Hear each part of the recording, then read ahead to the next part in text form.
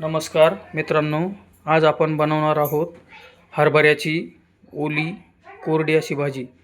तर यासाठी आपण भाजी खुडून आणलेली आहे मळ्यामधून आणि त्यानंतर आता याच्यासाठी फक्त लसणाच्या सोलून घेतलेल्या पाकळ्या, हिरव्या मिरच्या आणि चवीपुरतं मीठ आपण घेणार आहोत।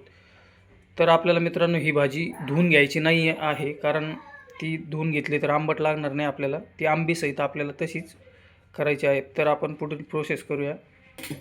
तर आता मित्रांनो आपण गॅस चालू केलेला आहे आणि कढई तापवून त्यामध्ये गरजेपुरतं तेल घेतलेलं आहे। तेल काही जास्त घ्यायचं नाही आपल्याला, थोडंसं तेल घेतलं। आता आपण त्यामध्ये साहित्य टाकणार आहोत। तर यामध्ये आता आपण डायरेक्ट भाजी परतण्यासाठी टाकत आहोत।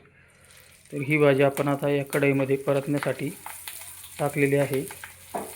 छान अशी हिला आपण 1-5 मिनिटं परतून घेणार आहोत। तर आता आपण हे मिरच्या आणि लसूण छानसं असं पाट्यावर बारीक वाटून घेत आहोत। पाट्यावर यासाठी वाटायचं की त्याची चव आहे ना मित्रांनो खूप चांगली लागते, त्याचे मायक्रोन्यूट्रन्स एकदम कंटेन्समध्ये राहतात, त्यामुळे पाट्यावरची चव अगदी वेगळीच लागते। त्यामुळे आपण आता ही पाट्यावर वाटून घेत आहोत। तर छानशी अशी वाटून घेऊया। तर आपण या भाजीमध्ये आता थोडंसं पाणी घेऊया, थोडा ओलसरपणा येण्यासाठी। हे पाणी आपण थोडंसं टाकलेलं आहे। आता यामध्ये आपण ही पाट्यावर वाटलेली मिरची, मीठ आणि लसूण हे मिश्रण एकत्र टाकत आहोत। हे मिश्रण आपण टाकून घेऊया आणि छानसं असं तिला हळूहळू हलवून घेऊया।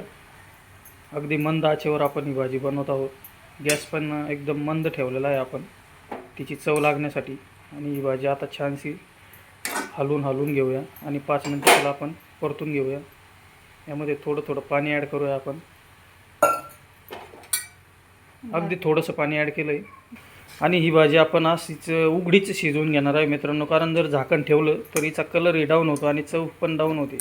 तर हिला आपण आता उघडीच शिजवून घेत आहोत।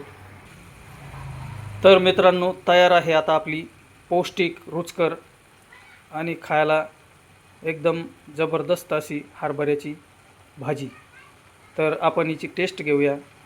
मित्रांनो तुम्हीही करून पहा आणि कमेंटमध्ये आम्हालाही कळवा। आमच्या चॅनलला लाईक व सबस्क्राईब जरूर करा।